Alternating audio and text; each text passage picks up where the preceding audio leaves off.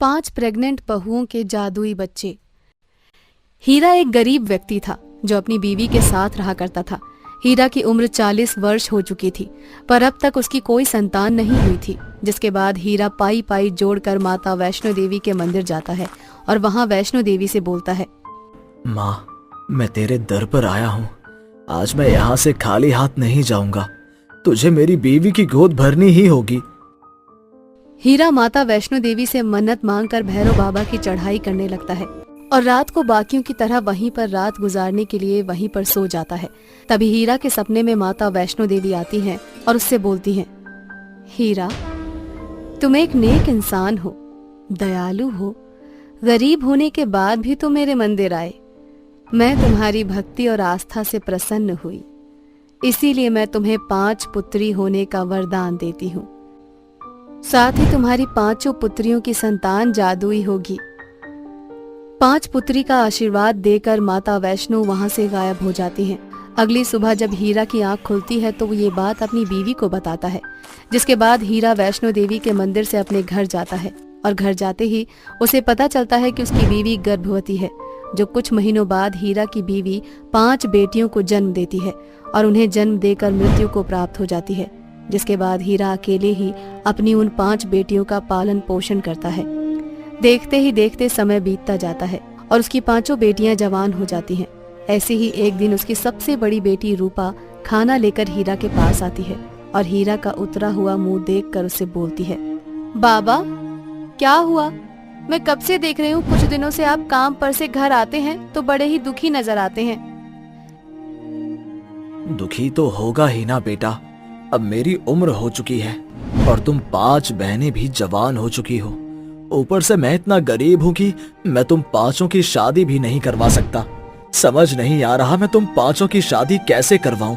तुम 5 के लिए एक साथ 5 लड़के, वो भी संस्कारी, मुझे कहाँ से मिलेंगे? हीरा अपनी 5 बेटियों से उनके विवाह की बात कर ही रहा होता है कि तभी 5 लड़के उनके दरवाजे पर दस्तक देते हैं और जब हीरा घर का दरवाजा खोलता है तो वो अपने दरवाजों पर पहुंचे लड़कों को देखकर उनसे बोलता है, अरे बच्चों, तुम सब कौन हो? आज से पहले तो मैंने तुम्हें इस गांव में कभी नहीं देखा। तुम 5 यहाँ के नहीं लगते हो। हाँ बाबा, आपने बिल्कुल सही पहचाना, हम इस गांव के नहीं हैं। हम तो बस किसी काम से गांव से गुजर रहे थे, पर बीच रास्ते में ही हमारी गाड़ी खराब हो गई और मेरे छोटे भाई को धूप से एलर्जी है, जिस वजह से उसकी तबीयत खराब हो गई। ना चाहते हुए भी अब हमारे पास कोई चारा नहीं था। हमें पास में आपकी झोपड़ी नजर आई तो हम आपसे मदद मांगने के लिए यहाँ पर आ गए। बाबा, हम लक्ष्मी चौधरी के 5 पुत्र हैं जिन्हें हर गांव का बच्चा बच्चा जानता है, इसलिए आप हमारी मदद कर दीजिए। यदि आप हमारी मदद करेंगे तो हम भी कल को आपकी मदद करने से पीछे नहीं हटेंगे। बच्चों, अगर तुम अपनी पहचान नहीं भी करवाते तो भी मैं तुम 5 की मदद करता। मेरा तो काम ही है अपने जैसे असहाय लोगों की मदद करना। चलो अब जल्दी से तुम अपने छोटे भाई को झोपड़ी के अंदर ले जाओ। बाहर धूप सच में बहुत तेज है, मैं उसका अभी इलाज कर दूंगा। हीरा के बोलने पर वो 5 भाई झोपड़ी के अंदर आते हैं, जहां हीरा सबसे छोटे लड़के तरुण का इलाज करता है। तरुण की हालत अब पहले से काफी बेहतर थी, परंतु वो अब तक पूरी तरह से ठीक नहीं था। उसको ठीक होने में लगभग 10 दिन लग चुके थे, पर इन्हीं 10 दिनों में हीरा की 5 बेटियां उन 5 लड़कों का बहुत अच्छे से ख्याल रखती हैं, जिस वजह से वो 5 लड़के हीरा की 5 बेटियों से प्यार करने लगते हैं और जाते हुए हीरा से बोलते हैं, बाबा, हम 5 भाई यहाँ अकेले आए थे, पर हम 5 यहाँ से अकेले नहीं जाएंगे, क्योंकि हम 5 भाई को आपकी 5 बेटियां बहुत पसंद हैं। अगर आप अपनी 5 बेटियों का हाथ हमारे हाथ में दे दें तो हमें बहुत खुशी होगी। अरे बच्चों, तुमने तो मेरी सारी चिंता ही खत्म कर दी। अब तो मैं अपनी इन 5 बेटी की शादी तुम 5 भाइयों के साथ करवाकर आराम से मर सकूंगा। जिसके बाद हीरा अपनी 5 बेटी की शादी उन 5 भाइयों से करवा देता है। अब हीरा की 5 बेटियां अपने पति के साथ ससुराल चली जाती हैं। बेटियों के जाने के कुछ ही दिनों बाद हीरा की भी मृत्यु हो जाती है, तो वहीं ससुराल जाने के बाद 5 बहनें अपने ससुराल का ख्याल काफी अच्छे से रख रही होती हैं। ऐसे ही अब उनकी शादी को 3 साल हो जाते हैं, पर उन 5 बहनों में से किसी को भी औलाद नहीं होती। जिस वजह से लक्ष्मी का सब्र का बांध टूट जाता है और वो एक दिन अपनी 5 बहुओं को बुलाकर उनसे कहती है, मेरे 5 बेटों ने तुम 5 गरीब बहनों को उस झोपड़ी से निकालकर इस महल की रानी बनाया। मैंने कुछ नहीं कहा और तुम 5 की खुशी में खुश हो गई, लेकिन तुम 5 को शादी के 3 साल हो चुके हैं, पर अब तक तुम 5 बहनों में से किसी को संतान नहीं हुई। मैं ऐसी बहू को अपने घर में और नहीं रख सकती। मेरे बेटे आए उससे पहले तुम 5 बहनें यहाँ से निकल जाओ। लक्ष्मी की ऐसी बातें सुनकर उन 5 बहनों को बहुत बुरा लगता है और वो 5 बहनें अपना सामान लेकर वहां से चली जाती हैं और एक गांव में जाकर एक छोटी सी झोपड़ी में रहने लगती हैं। ऐसे ही एक दिन 5 बहन चटाई बिछाकर लेटी होती हैं और आपस में बात करती हैं। अंजलि, क्या तुम्हें याद है, बाबा हमें कहा करते थे कि हम माता वैष्णो देवी का दिया हुआ वरदान है और हमारी संतान कोई साधारण नहीं बल्कि जादुई होगी। हाँ बहन, मुझे सब कुछ याद है, पर मुझे समझ नहीं आ रहा, हम 5 बहनों की शादी को 3 साल हो गए, पर अब तक तो हमें कोई संतान नहीं हुई है। बहनों, ये बात तो माता रानी ही हमें बता सकती हैं। हे माता रानी, हमें बताइए कि आखिर हमसे क्या भूल हुई है। 5 बहन आपस में बात करके सो जाती हैं। तभी माता वैष्णो उन 5 बहनों के सपने में आती हैं और उन 5 बहनों से बोलती हैं, तुम 5 बहन से कोई गलती नहीं हुई है, परंतु मैंने जो वरदान दिया था वो तभी सफल होगा जब तुम 5 एक झोपड़ी में आकर अकेली रहती। अब तुम 5 एक झोपड़ी में अकेली रह रही हो, दुख तकलीफ सह रही हो। अब मेरा वरदान सफल होगा और तुम 5 बहन गर्भवती बनोगी और तुमसे उत्पन्न होने वाली तुम्हारी संतान भी जादुई होगी। पहली बहन की संतान हीरा देगी, दूसरी बहन की संतान सोना, तीसरी बहन की संतान चांदी और चौथी बहन की संतान खाने पीने की व्यवस्था और 5वीं बहन की संतान उसकी हर मनोकामना पूरी करेगी। तथास्तु। इतना बोलकर माता रानी उनके सपने से चली जाती हैं और अगली सुबह जब उन 5 बहनों की आंखें खुलती हैं तो वो 5 बहन गर्भवती होती हैं और वे 5 बहन आपस में अपने उसी सपने के बारे में बात करती हैं, जिसके बाद 5वीं बहन बोलती है, माता रानी की दुआ से आखिर हम 5 बहनों की गोद भर गई, पर काश कि मैं गर्भवती के समय एक अच्छे से घर में रह पाती ताकि मेरे बच्चे को किसी भी तरह की कोई दिक्कत ना आती। 5वीं बहन के इतना बोलते ही उसका घर झोपड़ी से आलीशान महल बन जाता है, जिसके बाद पहली बहन अपनी जादुई बच्चे से जादू दिखाने को कहती है और उसका अजन्मा बच्चा उसे हीरे प्रदान करता है। इस तरह से उन 5 बहनों को अपने बच्चे के जादुई होने का एहसास हो जाता है। समय बीतता जाता है और उन 5 बहनों की गोद भर जाती है। बच्चा होने के बाद चौथी बहन बोलती है, हम 5 बहनें ऐसी हालत में खाना नहीं बना सकती। मैं चाहती हूँ मेरे बच्चे कि तुम मुझे और मेरी बहनों को खाना दे दो। जिसके बाद उसका बच्चा तरह तरह के पकवान बना देता है। 5 बहनें खाना खा ही रही होती हैं कि तभी लक्ष्मी अपने 5 बेटों के साथ वहां पर आ जाती है और उनसे माफी मांगते हुए उन्हें अपने साथ घर ले जाने को कहती है। वो 5 बहनें भी अपनी सास को माफ कर देती हैं और अपने ससुराल वापस चली जाती हैं, जिसके बाद वो सब लोग एक साथ खुशी खुशी रहने लगते हैं और वे 5 बहनें अपनी जादुई बच्चों की मदद से गरीब असहाय लोगों की इसी तरह से मदद करने लगती हैं। जादुई पटाखा की मशीन। शर्मिला अपनी बेटी मोना के साथ पालमपुर गांव में रहती थी। शर्मिला की छोटी सी कपड़े की दुकान थी। मोना कभी कभी शर्मिला के कामों में हाथ बटा देती थी। दोनों की जिंदगी अच्छे से कट रही थी। इस बार हमारी अच्छी कमाई हुई है। इस बार मैं तुम्हें अंग्रेजी स्कूल में भेजूंगी। सच्ची मम्मी? मैं वहां नए नए दोस्त बनाऊंगी। मैं कभी तुम्हें कोई चीज की कमी नहीं होने दूंगी। हम लोग के समय इस गांव में स्कूल ही नहीं था, इसलिए हम पढ़ नहीं सके, लेकिन तुम खूब पढ़ लिख कर अफसर बनना। हाँ मम्मी, मैं बहुत बड़ी अफसर बनूंगी और तुम्हारा और इस गांव का नाम रोशन करूंगी। इस बार गांव में बहुत बारिश होती है और बाढ़ आ जाती है, जिससे लोगों को बहुत नुकसान होता है। पूरा गांव तबाह हो जाता है। बाढ़ में शर्मिला की दुकान भी बह जाती है और उसकी आर्थिक स्थिति भी बहुत खराब हो जाती है। हाय राम, ये क्या हुआ? सब कुछ तबाह हो गया। मेरा घर और मेरी दुकान दोनों बह गई। अब हम क्या करेंगे? हमारे पास तो रहने के लिए भी जगह नहीं है। तुम चिंता मत करो बेटी, हम फिर से अपना नया बिजनेस शुरू करेंगे। लेकिन हमारी पुरानी दुकान तो बह गई, हमारे पास पैसे भी नहीं है। कोशिश करने वालों की कभी हार नहीं होती, बस खुद पर भरोसा रखो। शर्मिला मोना को हिम्मत रखने के लिए बोलती है, लेकिन उसे खुद पता नहीं था कि वो क्या करेगी। उसके पास ना ही पैसा था और ना ही रहने के लिए जगह। जैसे तैसे करके शर्मिला पत्तों की एक झोपड़ी बनाती है और उसमें रहने लगती है। शर्मिला गांव के जमींदार चौधरी के पास पैसे उधार मांगने जाती है। चौधरी साहब, आपको तो पता है, बाढ़ की वजह से सब कुछ तबाह हो गया।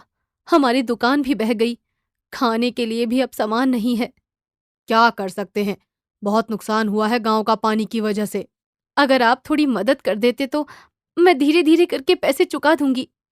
तेरे पास खाने के पैसे नहीं हैं, तू मेरा कहां से पैसा चुकाएगी? चौधरी साहब, अभी दिवाली आ रही है। मैं अपने घर में पटाखे बनाकर शहर जाकर बेचूंगी। ठीक है, लेकिन मैं दुगना ब्याज लूंगा। अगर तुम मेरा पैसा नहीं चुका पाई तो मैं तुम्हारी जमीन कब्जे में कर लूंगा। ठीक है, आप मुझे बस पैसे उधार दे दीजिए, बहुत मेहरबानी होगी। शर्मिला उन पैसों से पटाखे बनाने का सामान लेकर आती है और घर में बैठकर हाथों से पटाखे बनाने लगती है। ये क्या है मम्मी?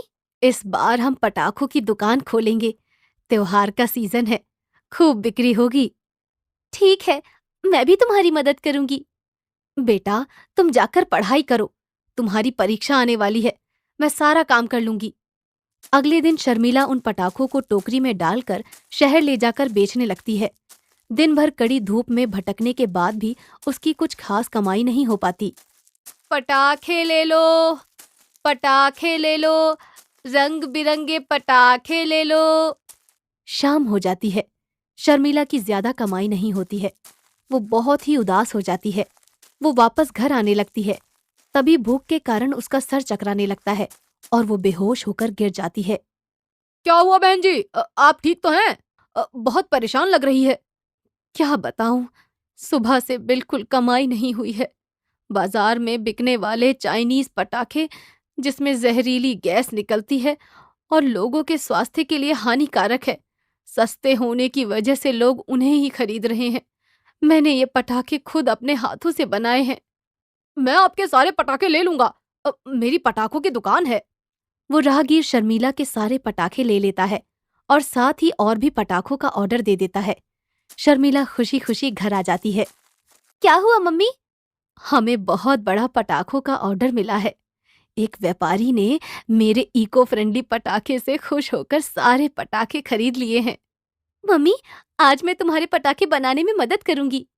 शर्मिला और मोना साथ में पटाखे बनाने बैठ जाती हैं, लेकिन गलती से एक पटाखा शर्मिला के हाथ में फट जाता है। शर्मिला का हाथ जल जाता है। हे भगवान, ये क्या हो गया? आपका तो पूरा हाथ जल गया। अब क्या होगा? इतना बड़ा ऑर्डर कैसे पूरा होगा?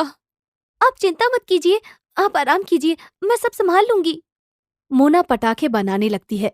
गलती से पटाखे का बारूद उसकी आंख में चला जाता है और वो रोने लगती है। तभी वहां की जमीन हिलने लगती है। तभी वहां से एक पटाखे बनाने वाली जादुई मशीन निकलती है और उसमें तरह तरह के पटाखे बनने लगते हैं। ये देखकर मोना हैरान हो जाती है। अगले दिन सुबह तक ढेर सारे पटाखे बनकर तैयार हो जाते हैं। इतने सारे पटाखे तुमने अकेले बनाकर तैयार भी कर लिए? ये सब इस जादुई मशीन का कमाल है। मोना शर्मिला को सारी बातें बताती है। शर्मिला जादुई पटाखे की मशीन सुनकर हैरान हो जाती है। मोना पटाखों को ले जाकर व्यापारी को दे देती है, जिससे बहुत मुनाफा होता है।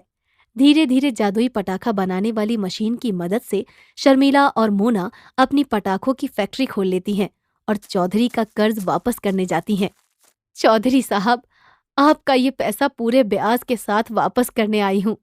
तेरे पास इतना पैसा कहाँ से आया? आपने जो मुझे उधार पैसे दिए थे, उससे मैंने पटाखों की फैक्ट्री खोल ली है, जिससे मुझे बहुत मुनाफा हुआ। आपके बच्चों के लिए भी मैं पटाखे लेकर आई हूँ। ठीक है, वहीं रख दे। चौधरी शर्मिला को देखकर हैरान हो जाता है। जिसके पास खाने को पैसे नहीं थे, आज उसके पास इतने सारे पैसे कहाँ से आ गए? ये 2 कौड़ी की व्यापारी, अगर इसी तरह इसका व्यापार चलता रहा तो ये गांव की सबसे अमीर व्यक्ति बन जाएगी। फिर मेरी इज्जत कम हो जाएगी। मुझे पता लगाना होगा कि इसकी कमाई का क्या जरिया है। उस दिन रात में चौधरी छुपकर शर्मिला की फैक्ट्री में चला जाता है। मोना बेटा, अभी जादुई पटाखों की मशीन को बंद कर देते हैं। आज के लिए इतने पटाखे काफी हैं। ठीक है, वैसे भी हमारे सारे ऑर्डर पूरे हो चुके हैं। इस बार बहुत अच्छी कमाई होगी। चौधरी उस जादुई पटाखे बनाने वाली मशीन को देखकर हैरान हो जाता है। मैं आज इस पटाखे बनाने वाली मशीन को चुरा लूंगा। शर्मिला की अकड़ को मिट्टी में मिलाकर ही रहूंगा।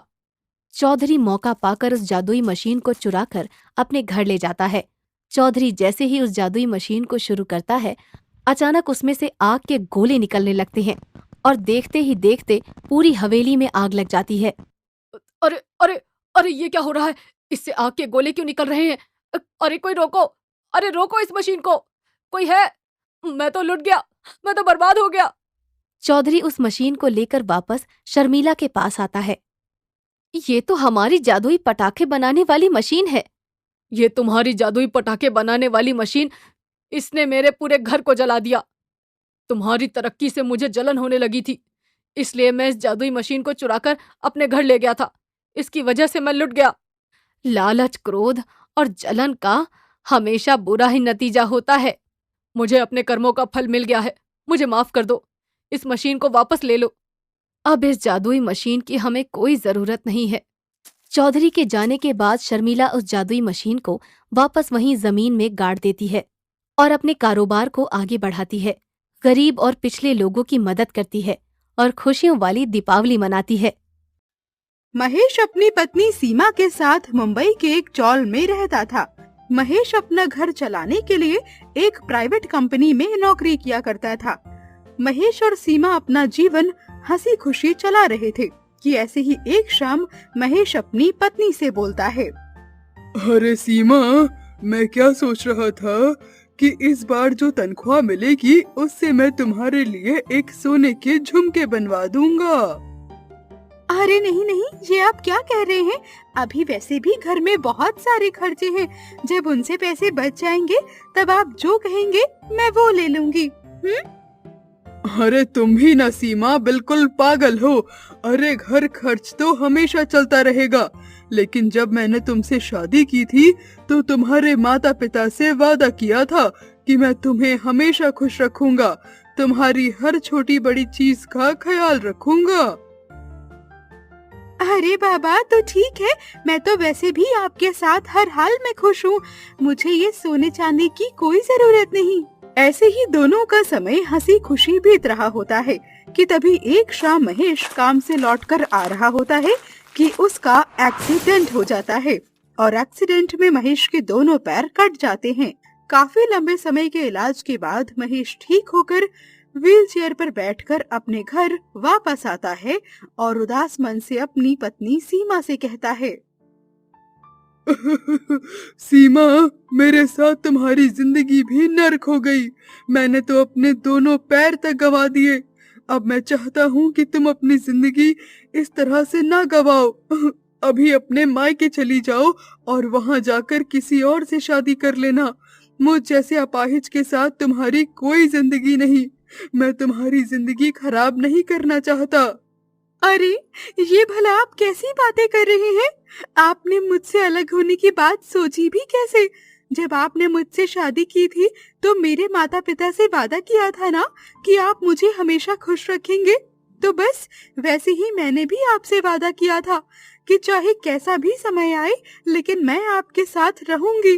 दोनों पैर नहीं हुए तो क्या हुआ, लेकिन आपका प्यार तो हमेशा रहेगा ना मेरे लिए। अरे हाँ सीमा, मैं तुमसे हमेशा प्यार करूंगा, लेकिन अपनी वजह से तुम्हारी जिंदगी खराब नहीं करना चाहता।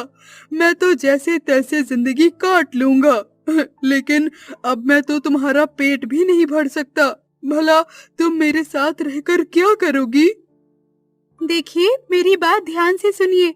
आप ना मन छोटा बिल्कुल मत कीजिए, और जिस भी औरत का पति आप जैसा हो उसका तो भविष्य हमेशा ही अच्छा होगा। रही कमाने की बात और खाने की, तो ऐसा तो नहीं ना कि हमेशा पति ही कमाए तभी घर चले। अरे लेकिन फिर भी सीमा, लोग क्या कहेंगे? मुझे तो कुछ समझ में नहीं आ रहा किस तरीके से अपना पालन पोषण करना सही होगा। देखिए, आप बिल्कुल भी चिंता मत कीजिए, मुझे भी कुछ समझ नहीं आ रहा, लेकिन हाँ, इतना तो है कि कुछ ना कुछ तो करना ही पड़ेगा, वरना हमारी आर्थिक हालत और भी ज्यादा बदतर हो जाएगी। और आपकी दवाइयाँ भी तो लानी है, वो सब कहाँ से होगा? अरे सीमा, वैसे तुम पकोड़े बहुत अच्छे बनाती हो, क्यों ना हम अगर चाय और पकोड़े बनाकर बेचें तो उससे कुछ हो सकता है।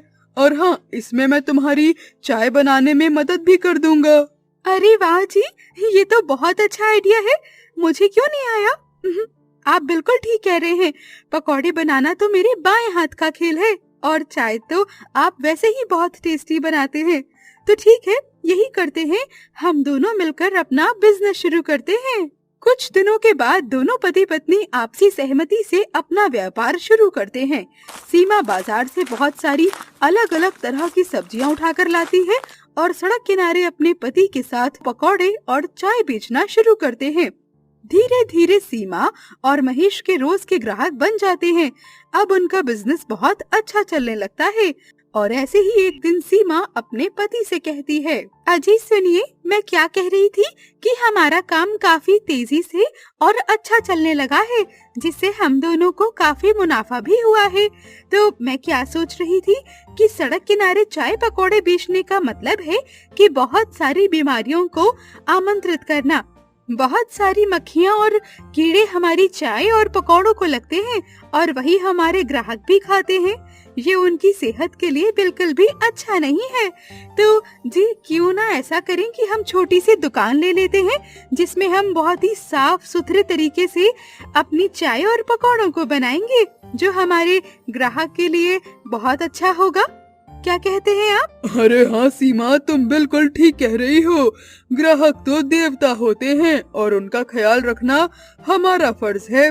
ऐसा करते हैं, हमने जितने भी पैसे बचाए हैं, उन पैसों में से हम एक छोटी सी दुकान खरीद लेते हैं और अब हम सड़क किनारे बेचने के बजाय अपनी दुकान में सामान बेचेंगे। तभी सीमा अपने पति के साथ मिलकर एक छोटी सी दुकान खरीद लेती है और अब दोनों पति पत्नी मिलकर अपना व्यापार शुरू करते हैं और उन दोनों के व्यवहार से उनके ग्राहक भी काफी खुश हो जाते हैं। तो इस तरह से इतनी मुश्किलें होने के बावजूद भी दोनों पति पत्नी एक साथ एकजुट होकर अपने जीवन में हंसी खुशी एक साथ आगे बढ़ते हैं।